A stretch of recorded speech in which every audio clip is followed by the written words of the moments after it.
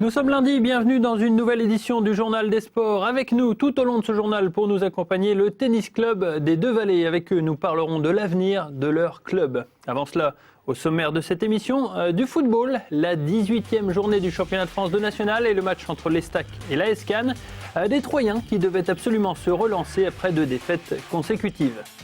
Les championnats de Champagne de cyclocross avaient lieu dimanche au pas de tir de Crenay. Beaucoup de beau monde pour conquérir leur titre régional et notamment les 2 têtes d'affiche, le Marnais Dubo, maintes fois titré, et de repas, l'Aubois, classé 4e des championnats de France l'hiver dernier. Et puis enfin, nous terminerons ce journal par du cross-country avec le traditionnel cross du TOS et là aussi, beau peloton pour la dernière épreuve de l'année, du spectacle en perspective. Voilà le programme pour ce lundi sport, mais revenons tout d'abord pour débuter au football avec la 18e journée du championnat de France de national. L'Estac recevait au stade de l'Aube l'équipe de l'AS Cannes à la peine dans ce championnat. Bref, la formation idéale pour se relancer après 2 défaites consécutives. Résumé du match.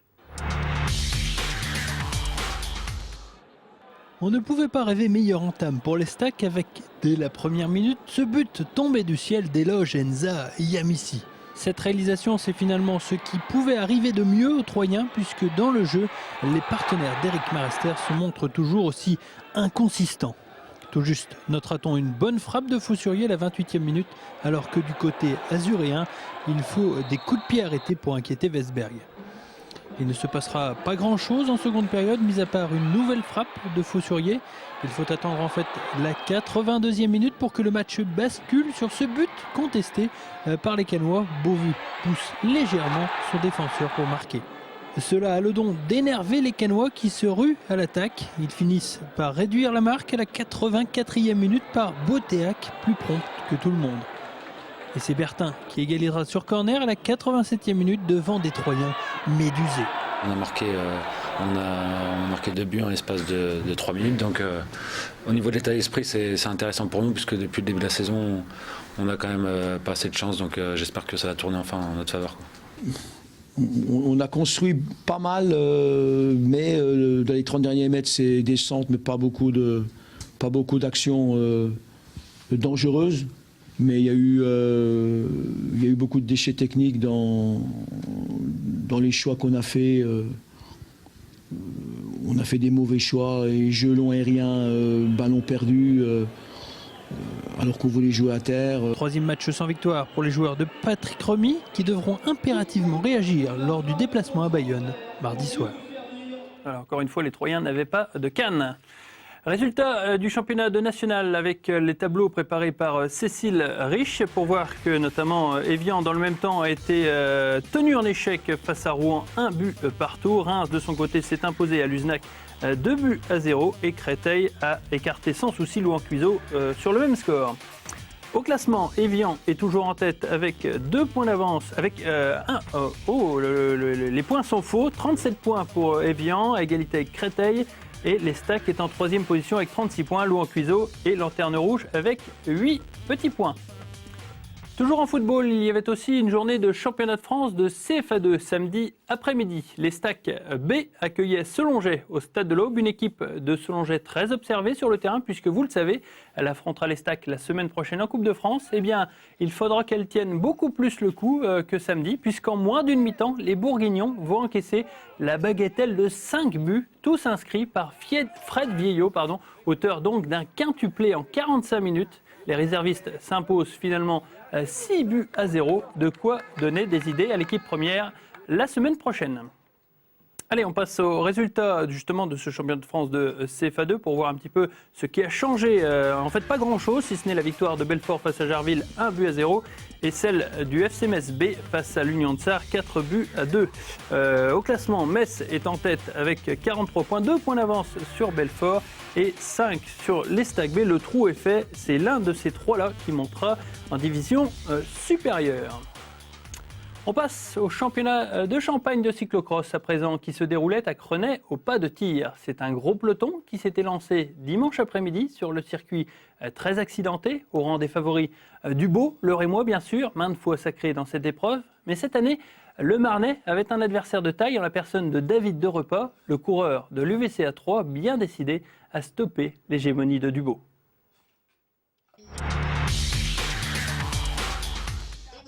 Une course débutée sur les chapeaux de roue puisque dès les premiers hectomètres, David Derepas de l'UVCA 3 prend ses distances avec le reste du peloton. Très peu de coureurs sont en mesure de le suivre et seul Ludovic Dubo parvient à accrocher le wagon. Un autre Aubois va tenter de faire la jonction, il s'agit de Romain Lejeune de l'UV Aube, décidant d'imprimer un rythme soutenu pour faire la sélection derrière. Devant, Derepas garde la même allure et reste en tête avec une quinzaine de secondes d'avance. La course est décidément exigeante puisque Lejeune, débordé, craque complètement à mi-course. Je suis tombé une première fois et en plus j'ai une mononucléose en ce moment, donc il y a des jours comme aujourd'hui où ça va, premier tour ça va bien et tout de suite ça me lâche et je peux plus rien faire, quoi. J'ai plus de force, plus rien. En tête de course, Derepas chute dans un virage, ce qui permet au Rémois Dubo de recoller.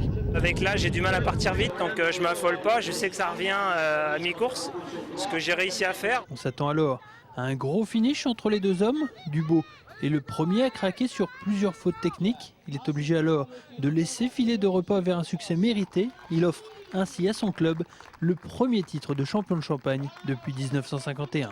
Moi, j'avais pas trop vu où il était. J'ai passé le fameux talus en dévers en premier, donc sans tomber. Et à la sortie, j'ai tout de suite entendu mon père qui me disait qu'il était plus là, donc j'ai profité de l'occasion pour accélérer et garder 10 secondes pour faire le dernier tour, quoi. Dubo exténué termine second et baisse pavillon pour une fois dans cette épreuve.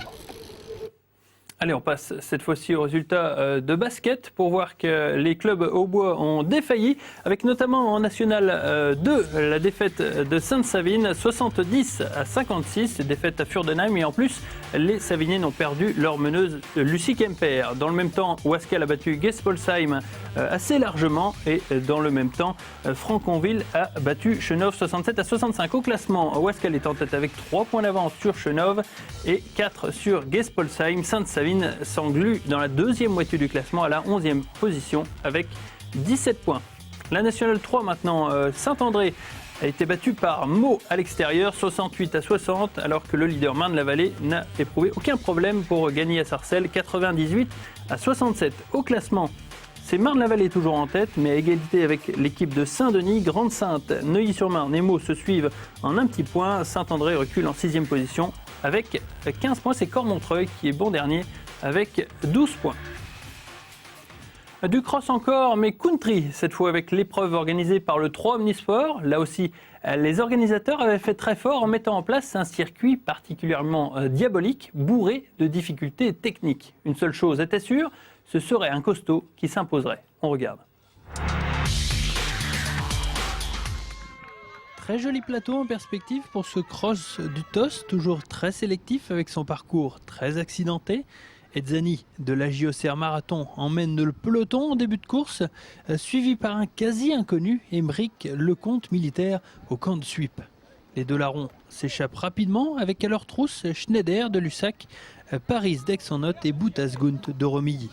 Un Paris qui doit rapidement mettre le clignotant après quelques kilomètres de course seulement. J'avais aucune sensation, je répondais absolument pas. Je regrette franchement parce que très beau parcours, il y avait de la concurrence. Je suis toujours en train de me plaindre, mais non. Dommage, ouais. Devant, Lecomte prend les affaires en main et décide d'imprimer un rythme soutenu afin de lâcher Edzani. Derrière, on s'accroche comme on peut, Schneider s'effondre totalement et doit laisser filer Boutasgunt bien plus rapide. Ça va pas, j'ai une douleur de merde depuis 2 ans là. On essaie de régler ça avec l'ostéo là, une déchirure intercostale là. Et je l'ai pendant 4 km, j'ai la fin du 2e tour et tout le dernier tour. Alors je souffre à cause de ça. J'avance pas, je suis à l'arrêt. En tête, Edzani réussit tout de même à accrocher la foulée de Lecomte à l'amorce du dernier tour, mais lors de l'emballage final, Lecomte est irrésistible et le Marnais s'impose facilement. On s'est retrouvés avec tous les deux en tête. Après, c'était un mano à mano, et puis ça s'est joué au moral dans la dernière ligne droite. Je pense qu'au niveau de la fraîcheur, on était tous les deux pareils, mais après, ce qui fait la différence, c'est les neurones. Edzani termine 2e donc et est heureux d'avoir pu suivre le rapide Lecomte. Je suis revenu, mais en vérité j'étais au moral, parce que je crois que l'avant-dernier tour en montant là, dans cette côte là, j'étais déjà, je sentais que je ramais un petit peu. Et puis j'ai vraiment serré les dents, j'ai accroché, j'ai suivi. Boutasgunt sur le podium à la 3e place, les Aubois s'en tirent bien, mais sans leader, les outsiders ont pataugé. Allez, c'est bientôt Noël, alors on regarde la guirlande des résultats en commençant par le handball féminin avec Sainte-Maure-3 qui s'est de nouveau incliné face à Vesoul 25-22, troisième défaite de la saison pour Sainte-Maure-3. Dans le même temps, Bar-le-Duc a battu Montargis, le leader, 31-26 et Épinal a disposé de Chevigny 36-29. Au classement, Montargis est toujours en tête malgré sa défaite avec un point d'avance sur Bar-le-Duc. Sainte-Maure-3 recule en 4e position avec 16 points. Le handball en National 3, poule 6, pour voir que l'ETAC a bien négocié ce virage à Dieuloir à l'extérieur. 32-26, c'est une belle victoire. Dans le même temps, Sarrebourg n'a pas tremblé face à la Lanterne Rouge, 33-19. Et dans le même temps, Florange a gagné sans trembler, là aussi, 29-20. Au classement, l'ETAC est en tête avec 2 points d'avance sur Sarrebourg. Et Florange est 3e avec 27 points. C'est les 3 en tête de ce classement qui monteront probablement en National 2. Dans l'autre poule de National 3 avec Romilly. Romilly a fait match nul face à Wittelsheim, le leader. C'est un petit exploit. 25-25. Schiltigheim a gagné sur le terrain de Tremblay en France 29-28. Et Haguenau a gagné face à Rechtet 27-25. Au classement, Haguenau est toujours en tête avec 2 points d'avance sur Wittelsheim. Tremblay s'installe à la 3e position avec 24 points. Romilly est dans le ventre mou du classement avec 13 points.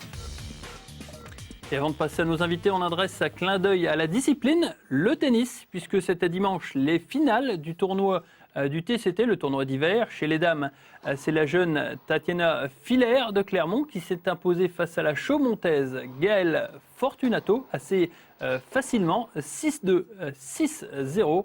Et chez les messieurs, c'est le malgache de Pornichet, Rassolo Droizana, voilà j'y suis arrivé, qui l'a emporté en 2-7, 6-3, 6-3 face au Bisontin Nicolas Guillaume. Je vous le disais, on reste dans l'actualité tennistique avec nos invités du soir, le Tennis Club des Deux-Vallées. Bonsoir messieurs. Bonsoir. Alors, cette invitation avait un but intéressé quelque part, puisque vous avez un superbe projet au TCD de Vallée. C'est la construction prochaine d'un court couvert chauffé, ce qui est plutôt rare dans le département. Expliquez-nous ça, Nicolas Kuzma, qui est le secrétaire, qui est un petit peu le chef de projet. Oui, avec notre équipe, bien sûr, avec Marcel. C'est un projet de 2 terrains de tennis couverts chauffés, effectivement. C'est un projet qui date déjà de quelques années, parce qu'il y a une vingtaine d'années déjà, Marcel avait sollicité la municipalité de Buchères pour avoir des cours. Déjà. Voilà. C'était allé dans les cartons. Il y a 5 ans, on a ressollicité Daniel Lebeau, le maire de Buchères et conseiller général. Et il nous a suivis, il nous a écoutés. On lui a fait part de notre projet, surtout de l'école de tennis, parce qu'on souhaite promouvoir le tennis au niveau des écoles. Et donc, on a réussi à le convaincre que c'était important pour nous d'avoir des terrains de tennis couverts. Et chauffés, bien sûr, parce qu'aujourd'hui, on pratique le tennis avec un peu plus de confort, surtout l'hiver, quand il y a du froid et de l'humidité. Voilà. Et vous arrivez avec une bonne nouvelle, puisque tout à fait récemment, je crois cette semaine, le permis de construire a été déposé. La semaine dernière, effectivement, vendredi dernier, on a appris qu'officiellement, le permis de construire est déposé. D'accord. Donc, très prochainement, on l'imagine, la construction va débuter ? Oui, la construction devrait débuter mars-avril 2010 et normalement, on devrait pouvoir rentrer dans nos terrains en juillet, septembre au plus tard 2010. Donc, la prochaine saison, ça sera... Cette construction, c'est très intéressant pour le club parce que ça va, je l'imagine, attirer bon nombre de licenciés parce que des cours couverts chauffés, il n'y en a qu'un. C'est le centre technique qui est complexe en rétéré. Exactement, oui, c'est ça. Donc c'est les seuls terrains de tennis du département chauffés. Donc nous déjà même aujourd'hui on utilise ces terrains puisqu'on a 24 heures par semaine de location de cours. L'école de tennis aujourd'hui c'est 60 enfants et on est obligé de refuser des gens puisque de toute façon on n'a pas assez de créneaux pour pouvoir les accueillir. Donc il est clair parce que j'imagine qu'il y a d'autres clubs qui utilisent aussi le centre technique. Oui, l'ensemble des clubs du département peuvent les utiliser. Oui. Voilà. Donc j'imagine qu'une fois ce centre acquis, on va pouvoir... Sincèrement, on peut espérer minimum monter à 80 enfants dès la première année et il y a aussi des adultes qui veulent en profiter. D'accord. C'est important, chauffer les cours, c'est une exigence particulière. Non, c'est pas alors quand on dit chauffer, bien sûr, c'est pas du 20 degrés. Oui, tout à fait. On va pas jouer en bikini. Non, on joue pas en bikini, on joue déjà en short.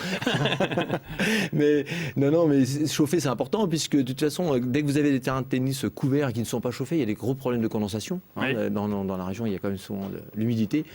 Donc c'est pour ça qu'on dit chauffer parce que isoler, chauffer pour avoir une température d'entre 10 et 11 degrés. D'accord. Voilà.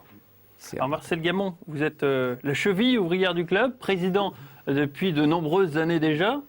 Oui, alors je suis président du club depuis la création, parce que je suis... Les années 70, je crois. 77. 77. Voilà, avril 77, le club a été créé. Et à l'époque, il s'appelait l'AS Buchère Tennis. Nous étions omnisport avec du football et du tennis de table. Et ce tennis s'est développé, s'est très bien développé, à un tel point qu'en 81-82, j'ai été sollicité la mairie en disant nous avions un cours dans une propriété privée, et ça ne va plus, on a 110 licenciés, ça ne tient plus la mer, il nous faut autre chose. Donc il y avait déjà cette idée de cours couvert qui germait dans votre esprit. Non, de cours extérieur. De cours extérieur déjà, en 81. En 81. Donc on a sollicité la mairie qui nous a dit OK, et ils nous ont livré effectivement en 82 deux cours découverts. Et de là, le tennis s'est développé. Surtout par un tournoi qui est très important, qui est en juillet, et qui est un peu le point d'orgue de l'année. De la saison du club. De la saison.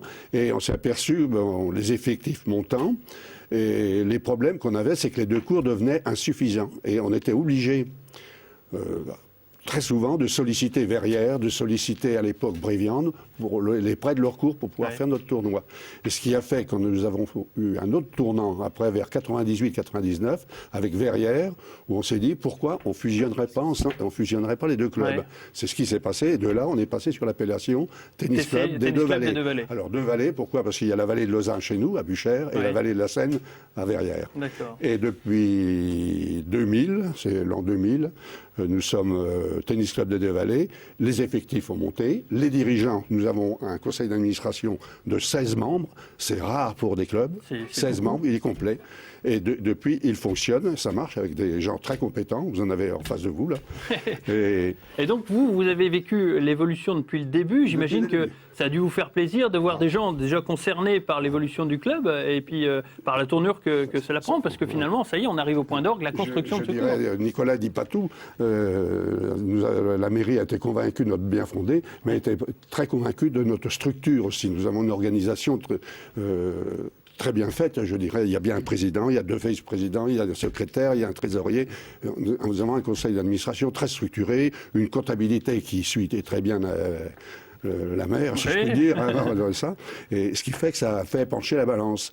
Et maintenant, nous devons avoir 2 cours couverts si on veut évoluer. On est coincé, Nicolas vous l'a expliqué, on est limité en effectif.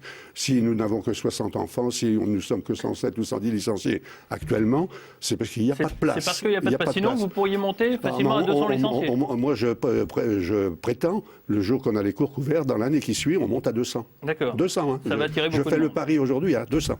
Et ça va attirer du monde, il y a certains.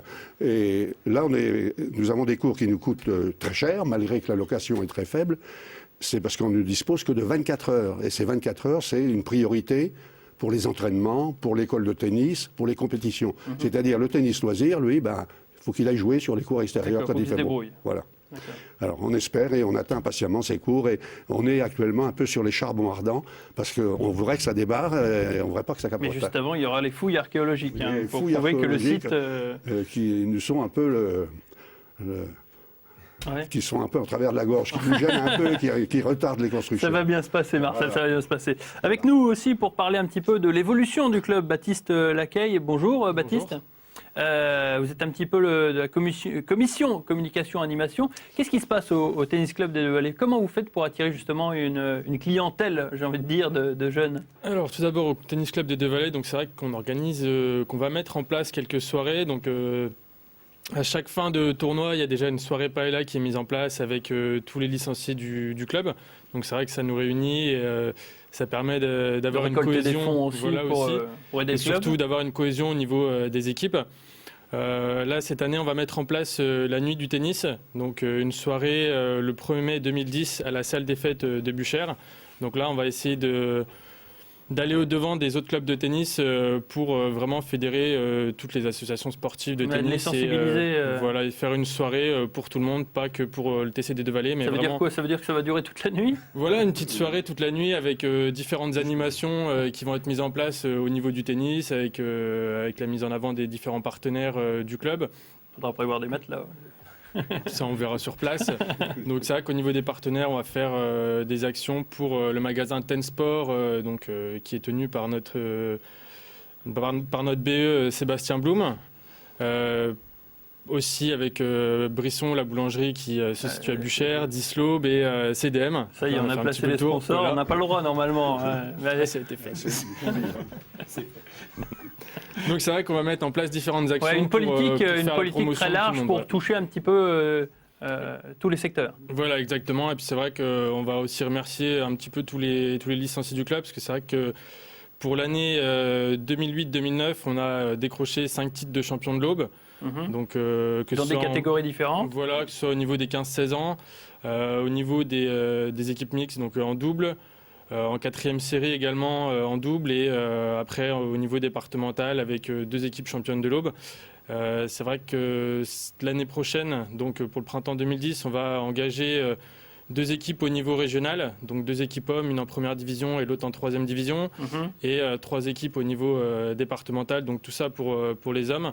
Et après, au niveau des féminines, on va engager une équipe féminine en première division. D'accord, de l'ambition pour le TC des Deux-Vallées. Je vais vous poser une petite colle à tous. Quel est le joueur le mieux classé du TC des Deux-Vallées? Est-ce que vous savez? Le joueur ou la joueuse? Le joueur, ils sont 2. Il y a Sébastien Blum et Michael Gond. D'accord, le prof du club. De 15. Hein. Et la fille du TC des Deux-Vallées qui est le mieux classé? 15 ans. 15 ans, c'est qui? Pauline Schuft. C'est l'épouse de l'entraîneur. D'accord. Bon, merci beaucoup en tout cas le Tennis Club des Deux-Vallées d'être venu sur ce plateau. On va regarder en votre compagnie ce qui se passe le week-end prochain dans l'agenda pour voir que le samedi est bien complet. Regardons qu'il y a du tennis de table déjà avec une rencontre de National 2 décisive pour l'équipe du RS10 qui rencontre 9 maisons. C'est à 17h à Romilly à la salle Eke. Le même soir, il y a évidemment de la Coupe de France de football avec l'Estac qui rencontre Selonget. C'est à 17h, mais il y a aussi dans le même temps du handball avec de la Nationale 2. Sainte-Maure rencontre Reims dans le derby. C'est à 20h, c'est au gymnase de l'agriculture. Et puis enfin, toujours du handball avec l'Etac qui rencontre Plopsheim. C'est de la Nationale 3 garçons. C'est à 20h30 et c'est à la salle Omnisport. Voilà. C'est fini, je vous remercie d'avoir été en notre compagnie tout au long de ce journal et je vous donne rendez-vous à lundi prochain. À très bientôt, au revoir.